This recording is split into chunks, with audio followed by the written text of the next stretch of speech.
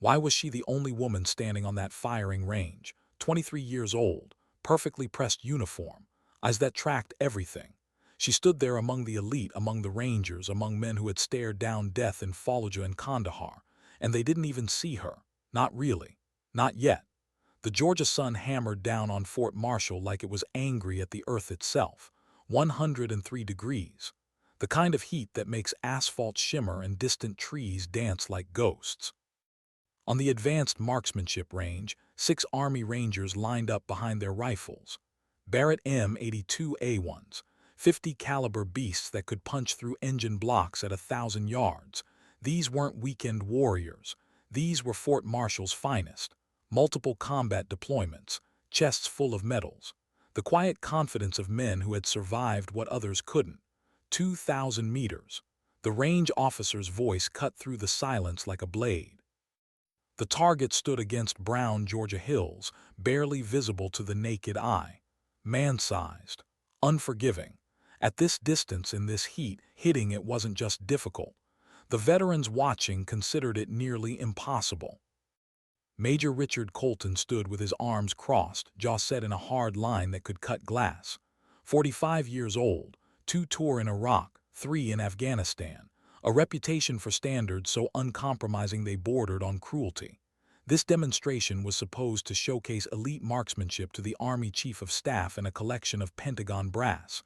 But the first Ranger missed, 3 feet left of the target. The second Ranger missed, so did the third, the fourth, the fifth, the sixth. Each shot a wound to pride, each miss a crack in the facade of excellence.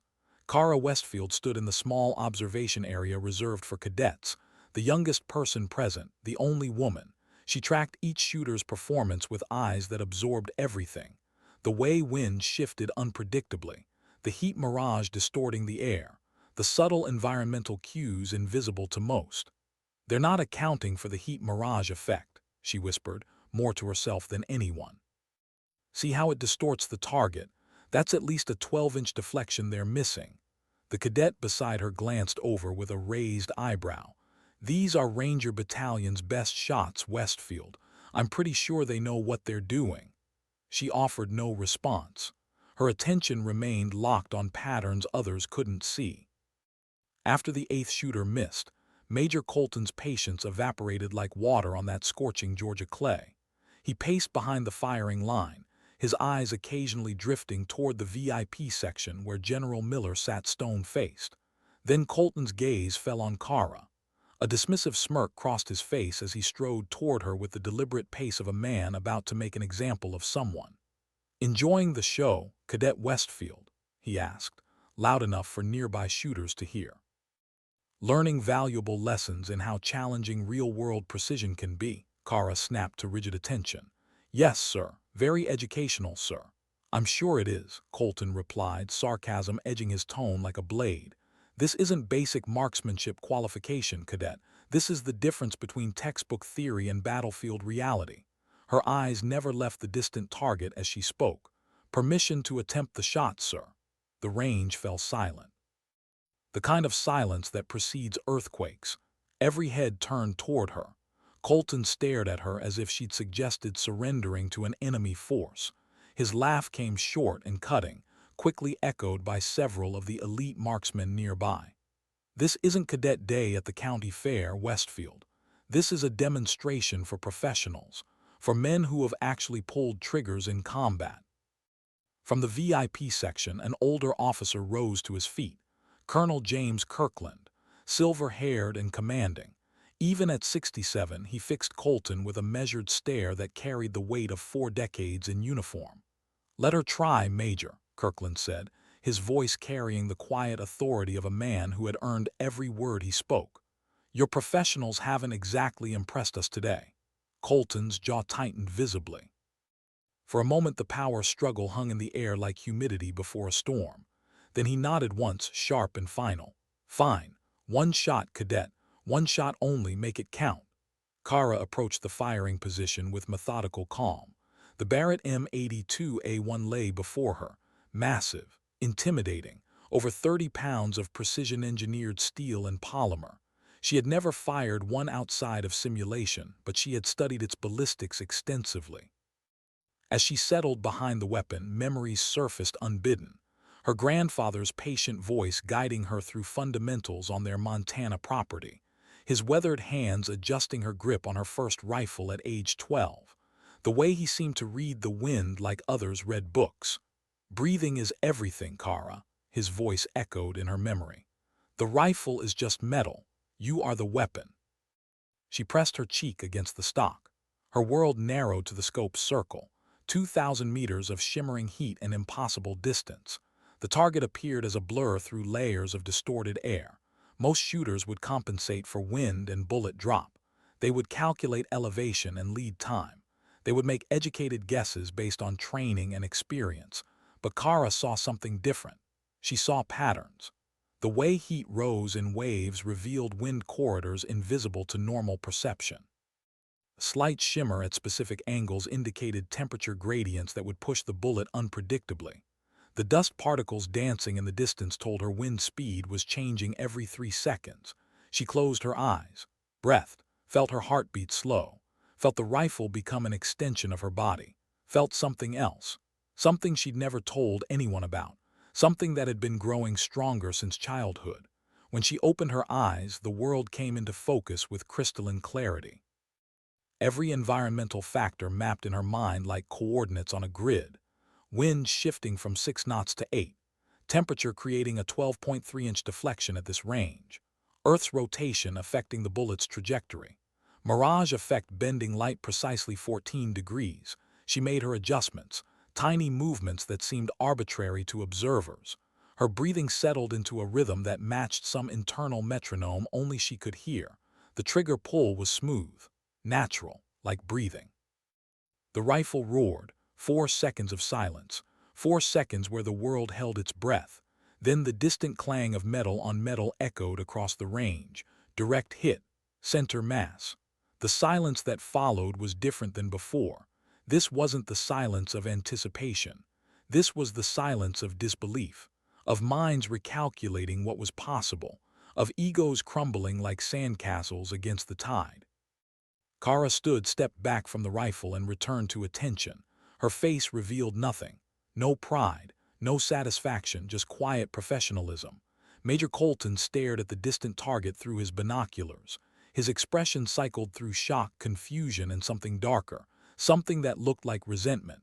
Colonel Kirkland approached slowly, his eyes studying Kara with an intensity that made her uncomfortable. "What's your name, cadet?" "Kara Westfield, sir." "Westfield," Kirkland repeated as if tasting the word. "Any relation to Staff Sergeant Daniel Ashford?" The question hit her like a physical blow. She hadn't expected that name here, hadn't expected anyone to make that connection. "He's my grandfather, sir." Kirkland's expression shifted, understanding replacing curiosity. "I thought so. Same eyes, same way of seeing things others miss." He glanced at Colton. "Major, I think we need to have a conversation about this cadet's training assignment." But Kara barely heard the rest. Her mind was elsewhere, replaying the shot, analyzing what she'd done, wondering why it felt so natural, why her perception seemed sharper than it should be, why she could see patterns in chaos that others couldn't. There was something she hadn't told them, not yet, something she didn't fully understand herself. But in that moment, with the sound of her rifle shot still echoing across Fort Marshall, Kara Westfield began to realize she wasn't like other soldiers. And that realization terrified her more than any target ever could. What happened in the hours after that shot changed everything. Not just for Kara, but for dozens of people connected to a program that officially didn't exist. In a classified briefing room 300 miles away, a video feed showed Kara's shot being replayed frame by frame.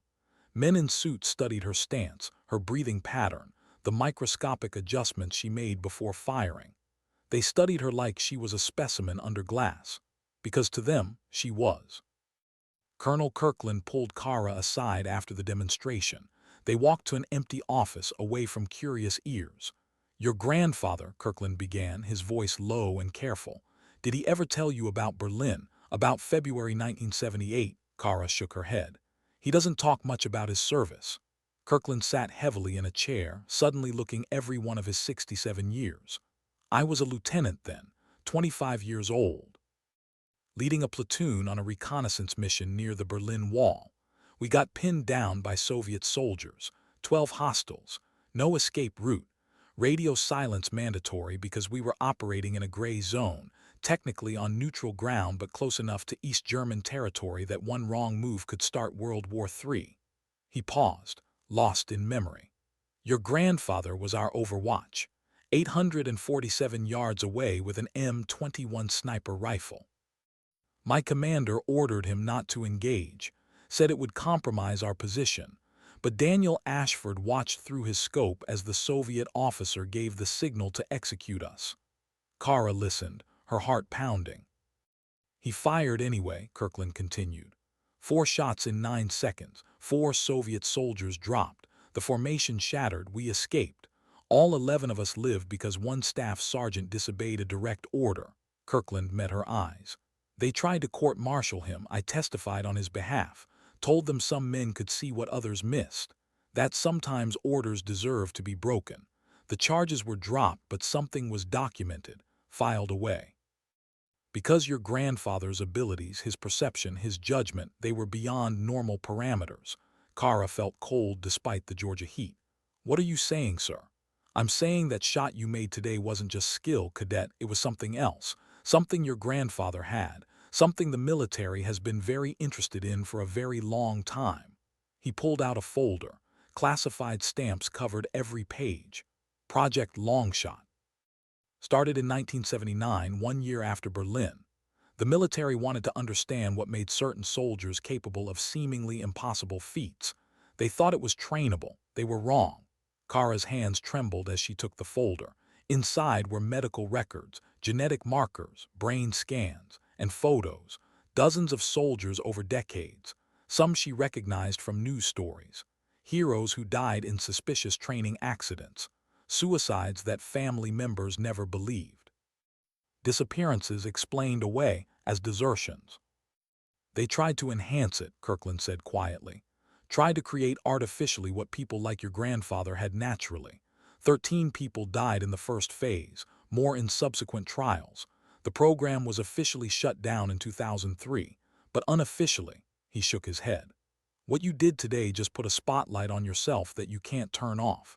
Because somewhere people are watching that video and seeing exactly what I see. Someone with your grandfather's gift. Kara looked up from the folder, fear creeping into her voice. What do I do? You have 2 choices. You can pretend that shot was luck, pure chance, let yourself fade back into obscurity, or you can own it, own what you are. But understand that once you take the second path, once you prove you're not a fluke, they'll come for you, not to recruit you, to study you, to understand you, to control you. Kirkland stood, moved toward the door. Your grandfather went underground after Berlin. Disappeared from active service. I didn't hear from him for 20 years. When he finally contacted me, he told me he'd found others like him, people with enhanced perception, natural abilities the government wanted to weaponize. He told me they were safe, hidden. Living quiet lives away from anyone who'd want to use them. He turned back. I think you need to make a phone call, Cadet Westfield. I think it's time your grandfather told you the truth about what you are. And I think after today, hiding isn't going to be an option anymore. The phone call home happened that night. Kara sat in her barracks room, hands shaking as she dialed the number she'd known since childhood. The Montana ranch where her grandfather lived alone after her grandmother passed. 3 rings. Then his voice, rough with age but still sharp. Kara, not a question, a statement, like he'd been expecting this call. Grandpa, something happened today, something I don't understand. Silence, then a heavy sigh. Tell me, she described the shot. The 2,000 meters. The impossible conditions. The way the world seemed to crystallize in her vision, the patterns only she could see. When she finished, the silence stretched so long she thought the connection had dropped. Grandpa, I was hoping you'd never inherit it, he said finally. Your father didn't have it, your mother doesn't. I thought maybe it had skipped you, that you'd be normal. The word stung. Normal? What is it? What's wrong with me? Nothing's wrong with you, sweetheart, you're just like me, and that means you're in danger. Over the next hour, Daniel Ashford told his granddaughter everything. About Berlin, about the program that followed, about Project Longshot and the men who died because the military tried to force evolution that should happen naturally, about a network of people like them living in a hidden community in the Nevada mountains, a place called Haven. They'll come for you, he said. Not tonight, not tomorrow, but soon. They'll offer you opportunities, elite training, special assignments. They'll make it sound like an honor, but it's a trap, Kara. Once they have you, once they start studying you, you become property, a resource, not a person. Kara thought about the folder Kirkland had shown her, the photos of dead soldiers, the medical records of people who trusted their government and paid with their lives. What do I do? You finish your training, you keep your head down, you don't demonstrate that ability again unless your life depends on it. And when the time comes, when they make their move, you run. You run to Haven, you run to me, and we keep you safe. I don't want to run, Grandpa. I joined the military to serve, to make a difference. And you will, Ashford said gently. Just not the way they want you to, not as a lab rat, not as a weapon they can aim at whatever target serves their interests. You'll make a difference on your terms when you're ready in ways they can't control. Kara sat in the darkness of her barracks room, feeling the weight of everything crushing down on her. She joined the military to honor her father, killed in action in Afghanistan when she was 11. She'd worked harder than anyone to prove she belonged, and now she was being told that her greatest strength was also her greatest vulnerability, that the institution she'd pledged to serve might see her as something to be used rather than someone to be trusted. I'm scared, she admitted. Good, her grandfather replied. Fear keeps you smart. Fear keeps you alive. Just don't let it keep you from being who you are. 3 weeks passed. Kara returned to her regular training rotation. She deliberately missed shots she could have made easily. She blended into the background of her cadet company. She became unremarkable, forgettable, but she felt them watching. Instructors who paid too much attention to her performance. Officers who asked casual questions about her family history. Medical appointments that seemed more thorough than necessary, with tests that didn't match the stated purpose. Then Major Colton summoned her to his office.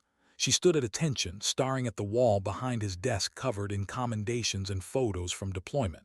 Photos of a younger Colton with soldiers who looked genuinely happy to serve under him, before whatever happened turned him into the bitter, uncompromising man he'd become. At ease, Cadet, Colton said. His tone was different than at the range, softer, almost sympathetic. You're probably wondering why I called you here. Yes, sir. Colton pulled out a file, not classified like Kirkland's, just her standard service record. Your performance since the range demonstration has been adequate, not exceptional, just adequate. He looked up. Which is interesting because before that day you were in the top 5% of your class. Now you're hovering around 50th percentile. Care to explain the decline? Kara chose her words carefully. I realized I was overconfident, sir. That shot was luck. I've been focusing on fundamentals instead of trying to repeat flukes. Colton studied her for a long moment. Then he closed the file. You're lying, but you're lying well, which shows intelligence, so I'm going to tell you something off the record.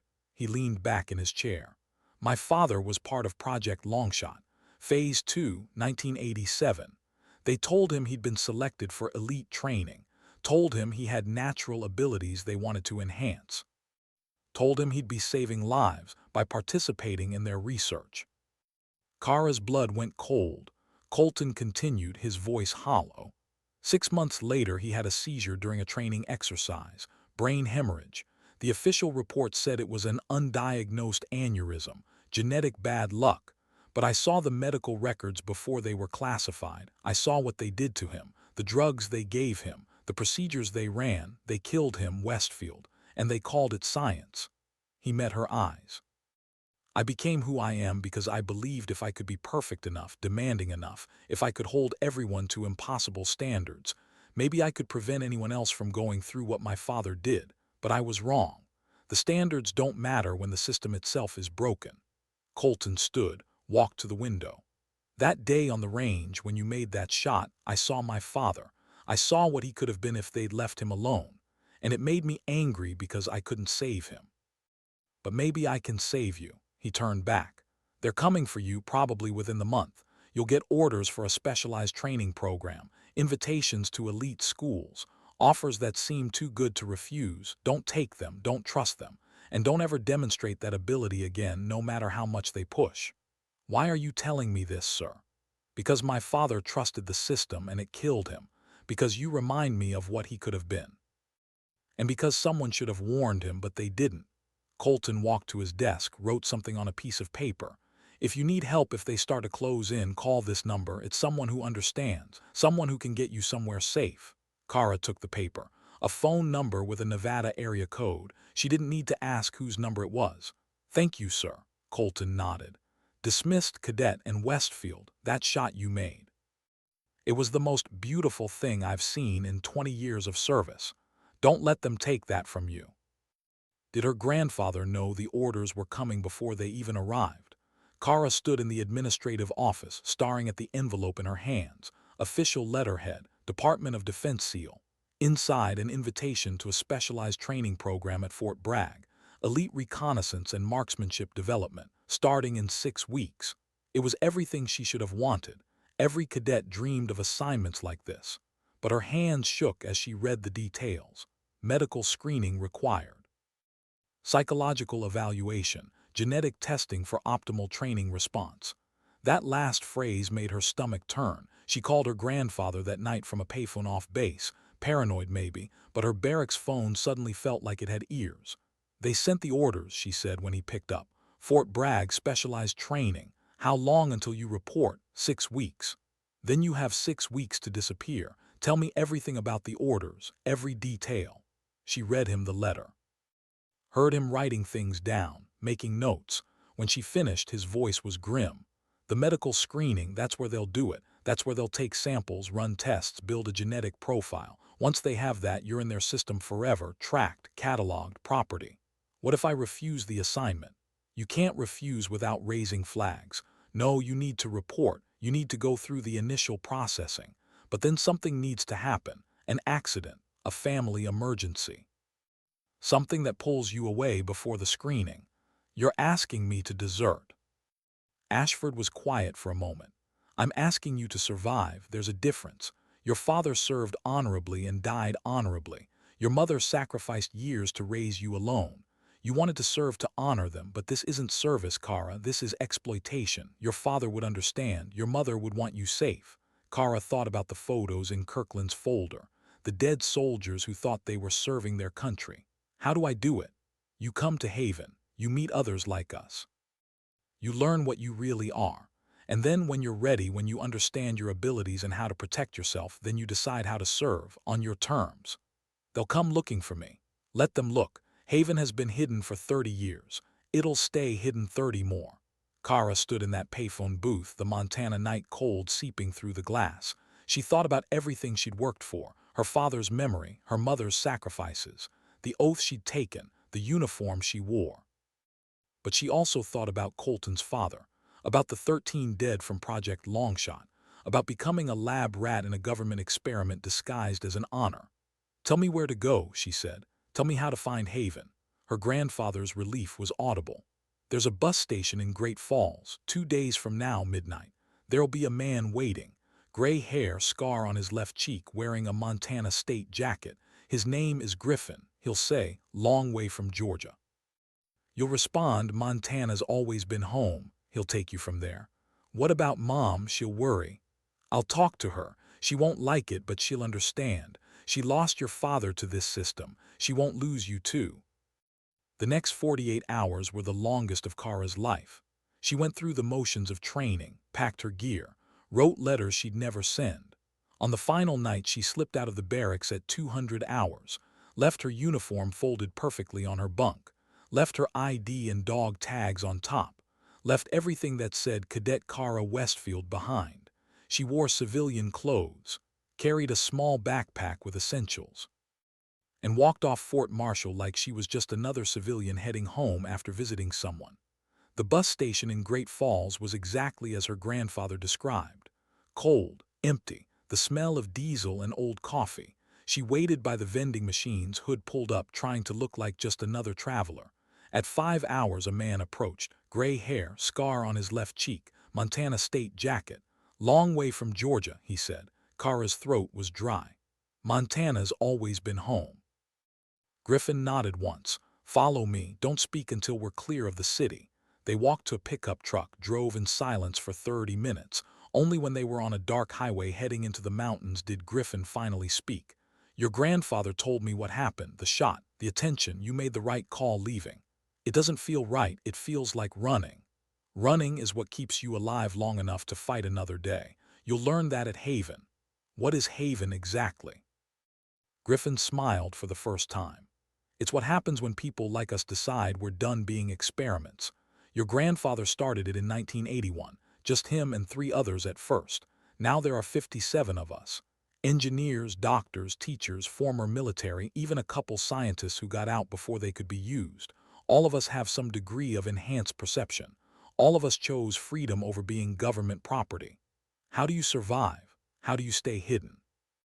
Carefully, we built Haven in an abandoned mining complex.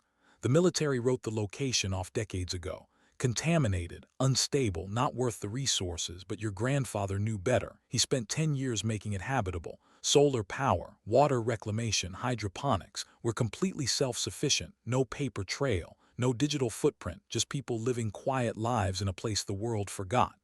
Kara watched the dark mountains pass by. What happens now? Now you meet the family. You train. You learn to control what you can do instead of being controlled by it. And when you're ready, when you understand yourself fully, then you decide what comes next.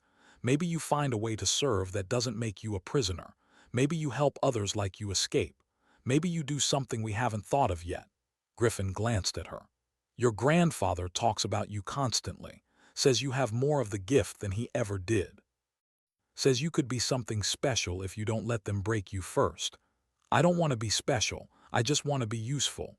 Then you'll fit right in at Haven, because that's all any of us want, to be useful on our own terms.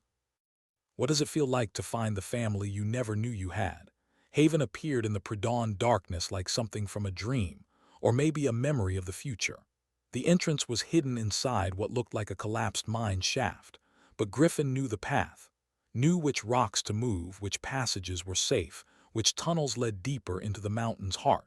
And then they emerged into something impossible, a cavern vast enough to hold a small town. Lights strung between buildings carved from the mountain itself, gardens growing under artificial suns, the sound of generators humming like the heartbeat of some great sleeping creature, and people moving between buildings, talking, laughing, living. 57 souls who chose freedom over fame, safety over service in a system that would consume them. Griffin led her to a central plaza where a group waited, and there, standing in the center, was her grandfather. Daniel Ashford looked different than in her childhood memories. Older, yes, but also more solid somehow, like he'd been carrying weight for years and finally found a place to set it down. Kara, he said simply. Then she was in his arms and she was 11 years old again, learning to shoot on the Montana ranch, feeling safe in a way she hadn't felt since her father died. When they finally pulled apart, Ashford introduced her to the others. Dr. Alina Vance, former neurologist who discovered her abilities during a research project and disappeared before publishing findings the government wanted. Marcus Thatcher, ex-Marine sniper who'd been recruited for Project Longshot Phase 3 and escaped during transport. Lena Hayes, engineer who designed parts of Haven's infrastructure and could see structural weaknesses others couldn't perceive. Each person had a story. Each had made the choice to walk away from lives they'd built because staying meant becoming something less than human, property, resources, tools. Welcome to Haven, Ashford said. Now let's teach you who you really are. The training began that day. Not military training, not the kind designed to make her a better soldier. This was training in understanding herself. In the medical lab, Dr. Vance ran scans while explaining what made them different. It's not supernatural, she said, pointing to Kara's brain imaging. It's neural hyperconnectivity. Your brain processes sensory information 12 to 15 times faster than baseline humans. You see patterns because you're actually seeing more data and computing it in real time. What others think of as intuition is, for you, actual perception. Can it be replicated? Kara asked. That's what they tried with Longshot. They thought if they understood the genetic markers, they could induce the same neural development artificially, but it doesn't work that way. The neural pathways develop over years, maybe even generations. You can't force it with drugs or surgery. You can only destroy the person trying. In the shooting range, built deep in the mountain where sound wouldn't carry, Marcus Thatcher taught her to trust what she saw. "You're second-guessing yourself," he said after she missed a target. "You saw the wind shift. You calculated the correction, but you didn't trust it because it seemed impossible. Stop thinking like them. Start thinking like you." She fired again, center mass. "That's not you getting lucky," Thatcher said. "That's you being what you are. Own it." In the evenings, Kara sat with her grandfather on an observation platform overlooking Haven's main cavern. He told her the full story. How after Berlin, they'd tried to recruit him for advanced programs. How he'd seen what happened to others who agreed. How he disappeared with the help of Colonel Kirkland, who'd felt guilty about the orders that nearly got his platoon killed. "I watched them destroy good people," Ashford said. "Watched them take soldiers who could have been assets and turn them into victims, all because they wanted to understand something they should have just accepted. Some people are different. Some people see more. That's not something to dissect, it's something to respect." "But we could help," Kara said. "With these abilities we could save lives. And we will, just not the way they want. Haven isn't about hiding forever. It's about surviving long enough to make choices on our terms. Some of us go back eventually, under different names, in different roles. We serve, Kara, we just don't serve as lab rats." "Have you gone back?" Ashford smiled sadly. "I consult sometimes, through intermediaries, intelligence that saves lives, predictions that prevent disasters. They don't know who I am or how I know what I know.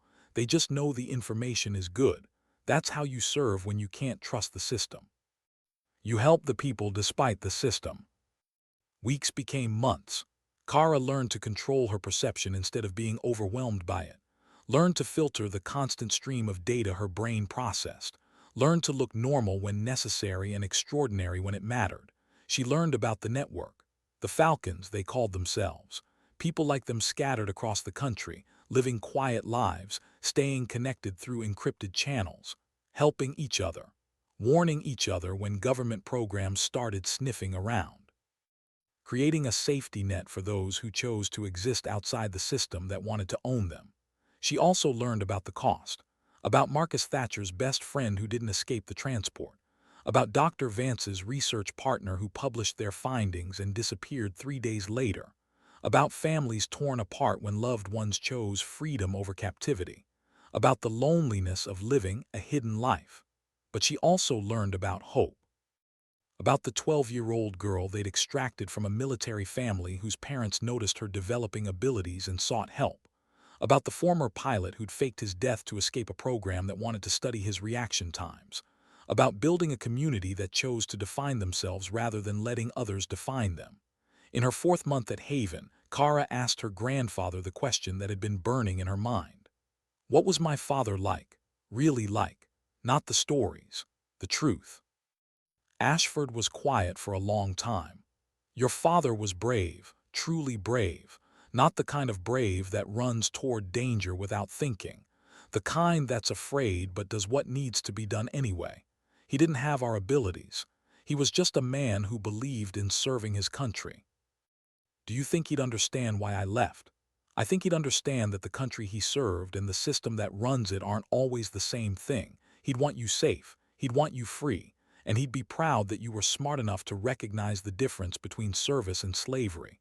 Kara touched the dog tags her grandfather had given her, the ones he'd worn in Berlin, the ones that represented a life of service on his own terms. "I want to go back," she said. "Eventually. I want to find a way to make this mean something, to help people like us who don't know they have choices." "Then we'll help you find that way," Ashford said. "When you're ready, when you're strong enough, when you understand yourself fully, then you'll decide how to use what you are, and Haven will support whatever you choose. Even if it's dangerous, especially if it's dangerous, because the most important things usually are." Kara looked out over the hidden community.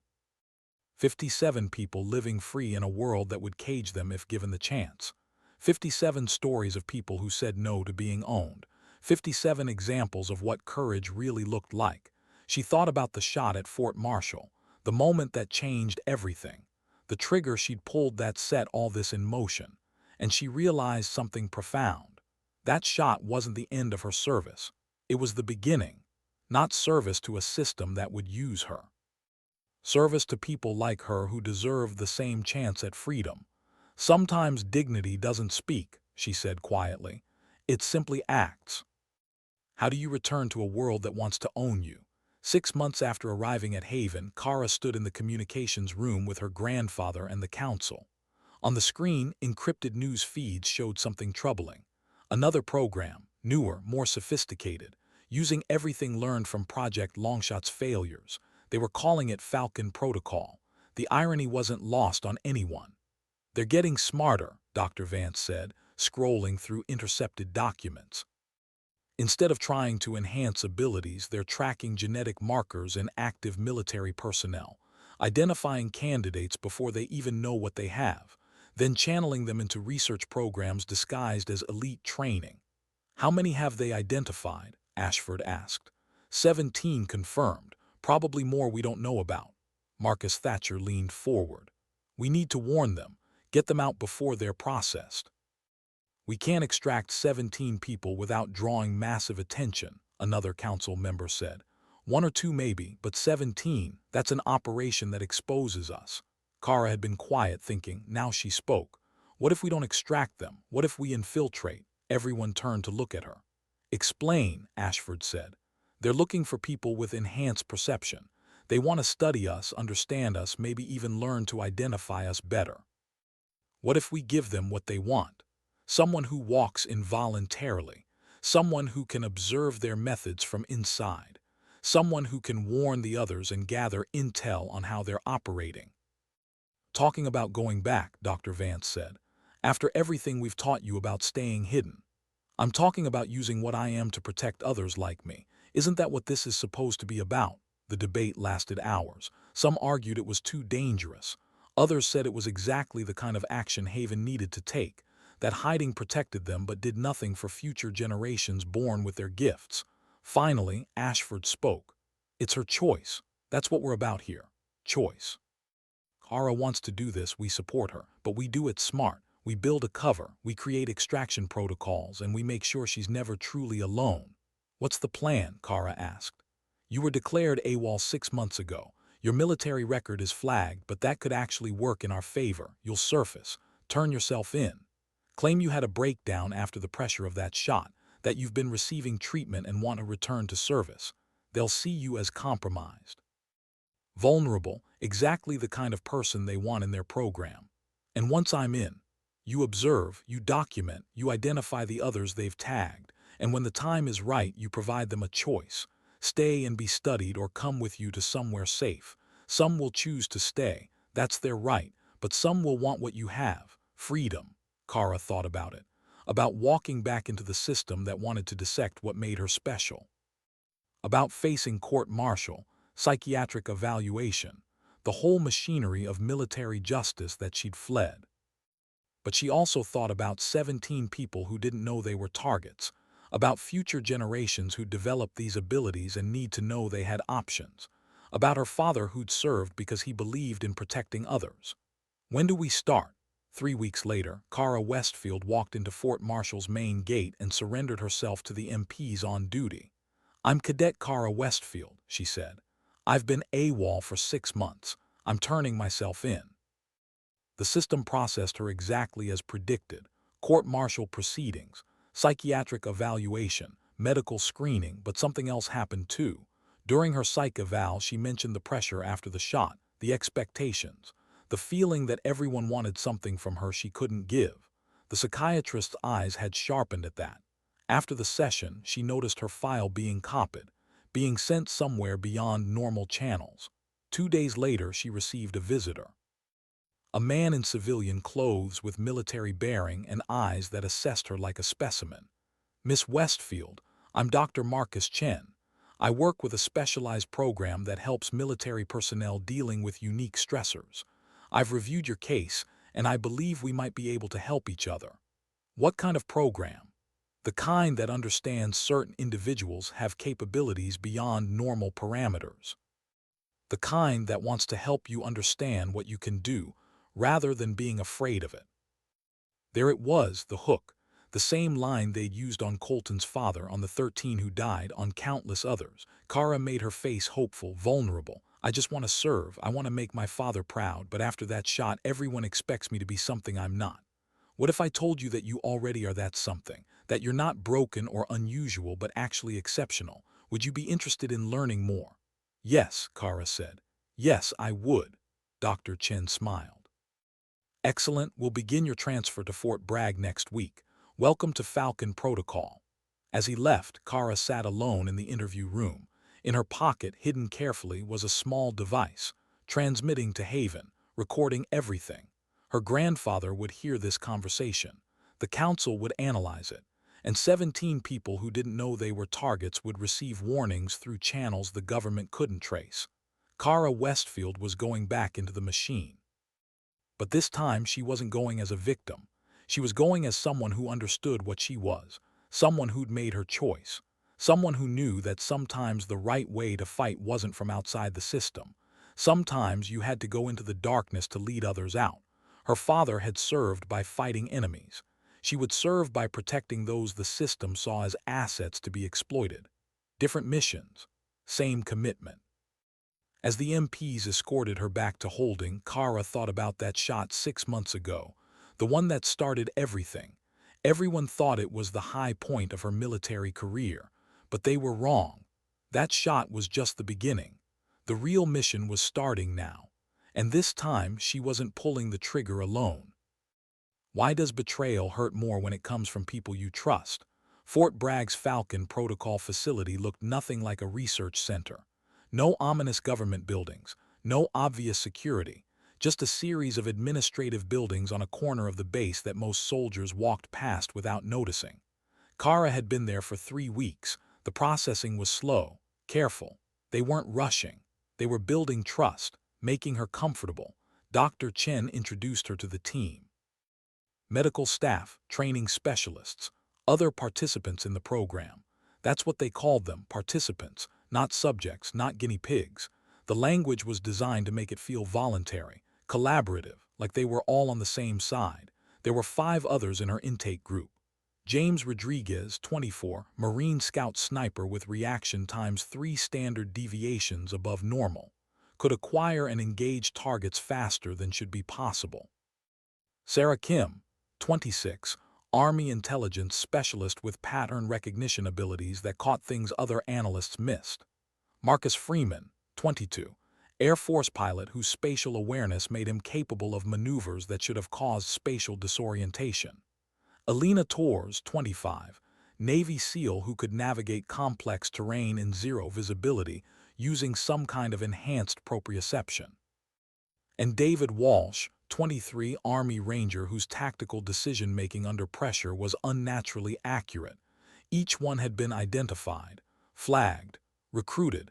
Each one thought they were getting help, special training, a chance to serve at the highest levels. None of them knew they were being studied like lab specimens. Kara played her part carefully, enthusiastic but not too much, grateful but appropriately cautious. She participated in the tests, physical assessments, cognitive evaluation, neurological scans. She let them document everything while the device in her shoe transmitted encrypted data back to Haven. In the evenings, the participants gathered in a common area. They talked about their experiences, their abilities, the strange feeling of being different without knowing why. This was where Kara did her real work, building relationships, earning trust, laying groundwork. You ever feel like you're cheating? Rodriguez asked one night. Like being able to do what we do isn't fair. All the time, Kara admitted. On the range that day, I felt like I was breaking some unwritten rule. But you're not, Sarah Kim said.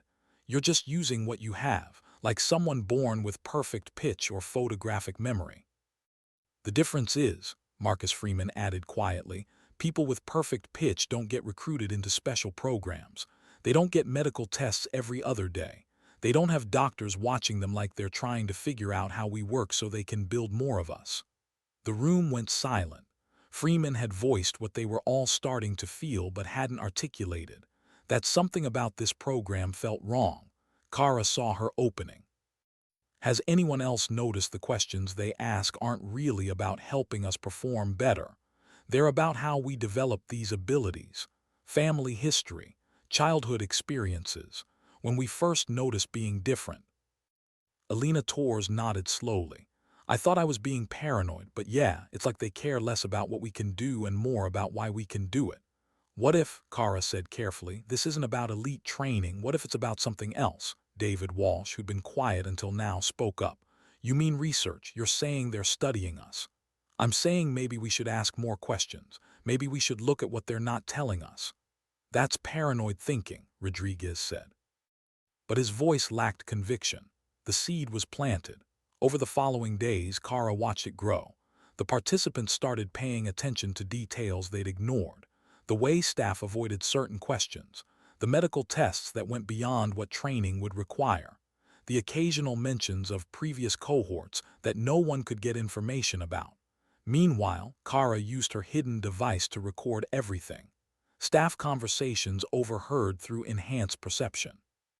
Security protocols observed during routine movements, the layout of the facility, the locations of data servers, everything Haven would need if extraction became necessary. In her 4th week, Dr. Chen called her to his office. Kara, I wanted to discuss your progress. You've been exceptionally cooperative, but your test results are puzzling. Puzzling how? Your abilities seem less pronounced than we expected. Based on your Fort Marshall performance, we anticipated seeing neurological markers 3 to 4 times above baseline, but you're measuring at only 1.5 to 2 times. Still exceptional, but not as dramatic. Kara kept her face neutral. She'd been deliberately dampening her performance, not enough to seem like she was faking, but enough to make them think they'd overestimated her. Maybe that shot was an outlier. Maybe I just got lucky. Perhaps, or perhaps you're unconsciously suppressing your abilities. We see that sometimes with new participants, a kind of psychological defense mechanism, fear of being too different. He leaned forward. What if I told you we could help you access your full potential? We've developed enhancement protocols based on research from previous programs. Nothing dangerous, just neural pathway optimization. There it was, the offer that had killed Colton's father, that had destroyed the 13 from Longshot Phase 1, dressed up in gentler language but fundamentally the same. I'd need to think about it, Kara said. Of course. Take your time. But Kara, understand that you're here because you're special. We just want to help you be the best version of yourself.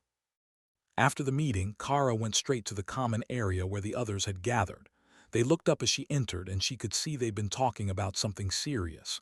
We've been comparing notes, Sarah Kim said without preamble. All of us have been told our abilities are less than expected. All of us have been offered enhancement protocols to reach our full potential. They tried that before, Marcus Freeman added. I did some digging, called in favors, Project Longshot.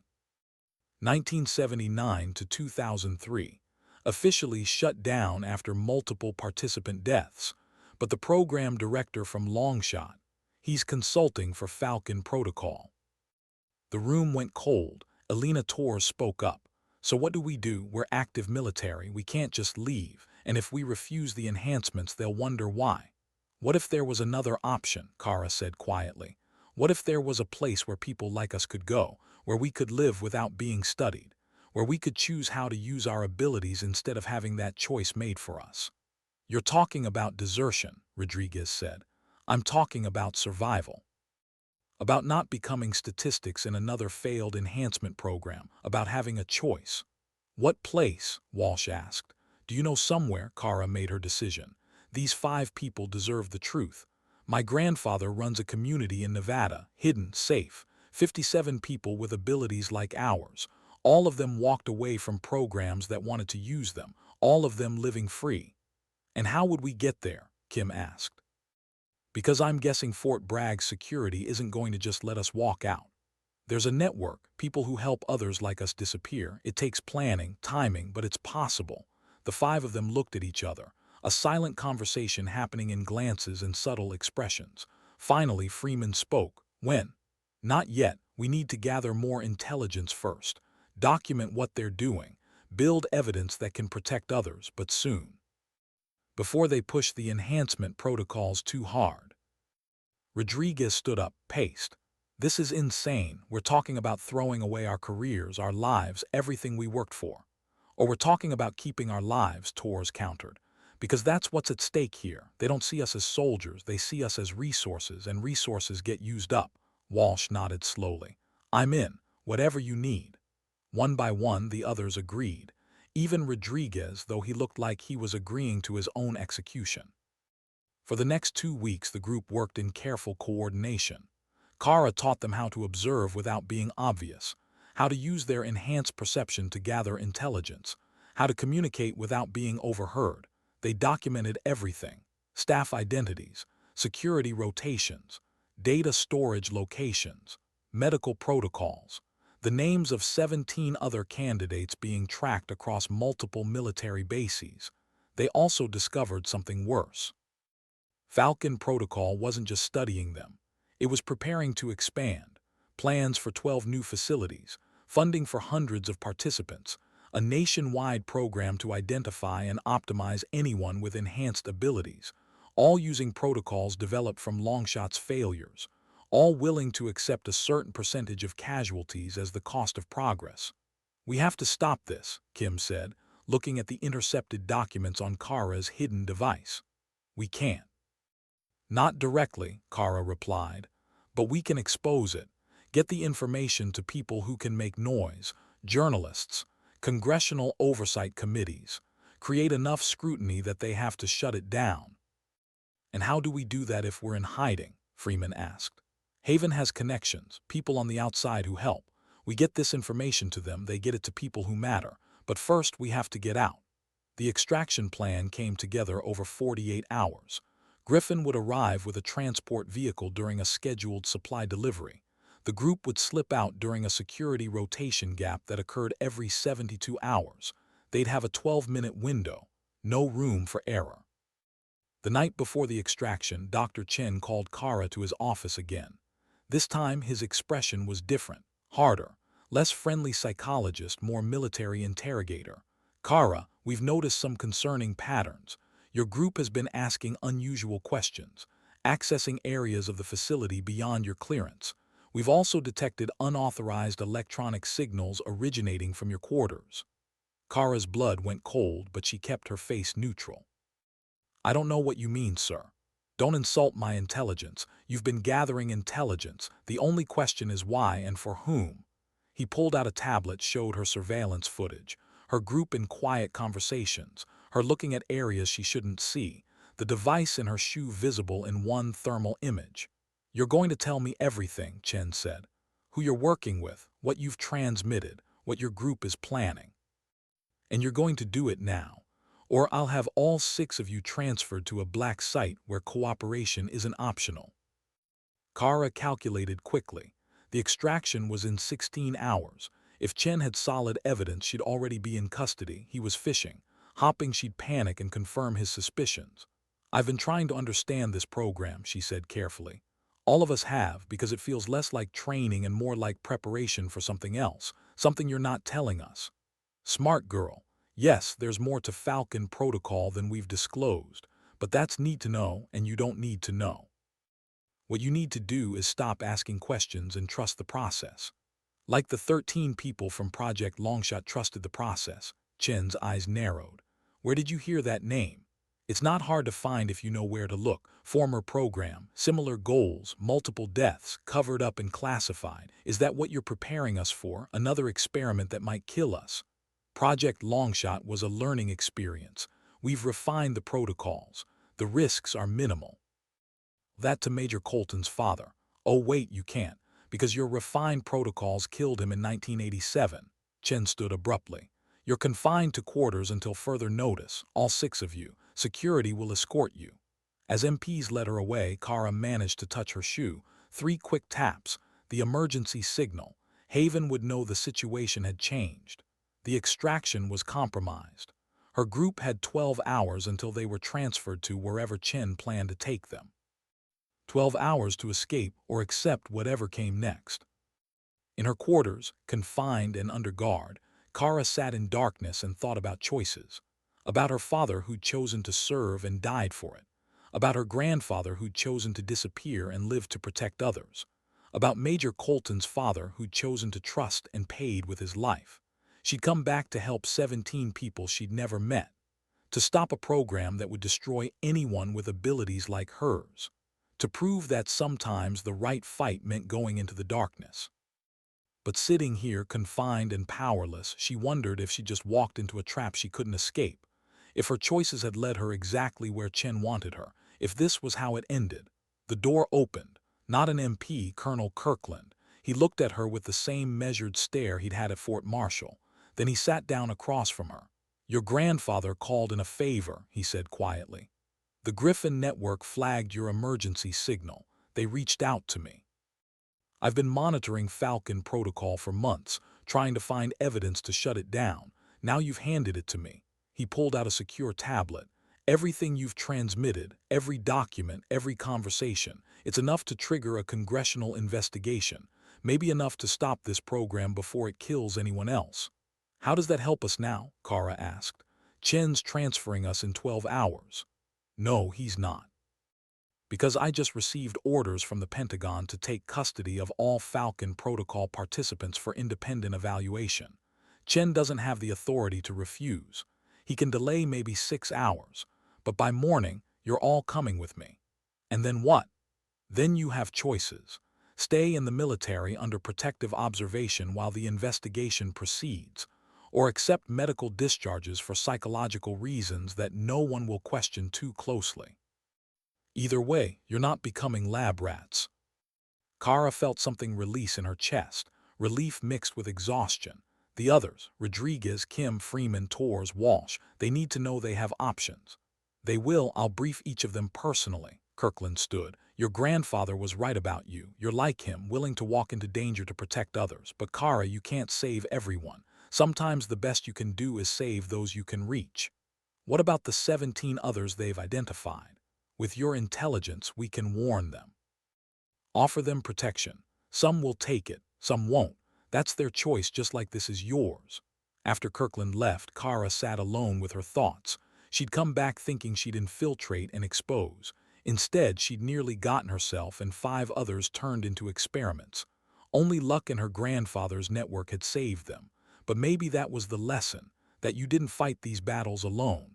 That sometimes courage meant knowing when to ask for help. That dignity didn't always look like the lone hero making the impossible shot. Sometimes dignity looked like building networks, creating options for others, making sure no one had to face the darkness alone. Through her window, she could see the Fort Bragg night. Somewhere out there, her grandfather was probably packing, worried. Her mother was likely awake, praying for the daughter who kept choosing dangerous paths. And somewhere, 17 people with abilities they didn't understand were going about their lives, not knowing they were targets, not knowing they had choices, but they would know, because of what she'd done, because of what her group had documented, because sometimes the shot that changed everything wasn't the one everyone saw coming. Sometimes it was the quiet work, the intelligence gathered, the evidence compiled, the networks built. Sometimes dignity didn't announce itself with a rifle's crack echoing across a range. Sometimes dignity worked in silence, in darkness, in the patient accumulation of truth that would eventually break through lies. Kara touched her grandfather's dog tags, the ones he'd worn in Berlin when he disobeyed orders and saved 11 lives. When he'd pulled a trigger, he was told not to pull. She'd pulled her own trigger at Fort Marshall. Then again when she chose to come back. And maybe that was the real gift she'd inherited. Not enhanced perception or impossible shots, but the courage to pull the trigger when dignity demanded it, even when every authority told her not to, even when the consequences could destroy her, because some shots echo longer than others. Some choices ripple further than you can see. And sometimes the bravest thing you can do is trust that the shot you're taking, the choice you're making, will matter in ways you'll never fully understand. The morning came quietly. Kirkland arrived with his team. Chen protested until orders from above his pay grade shut him down. The 6 participants were released to protective custody, given choices, given dignity.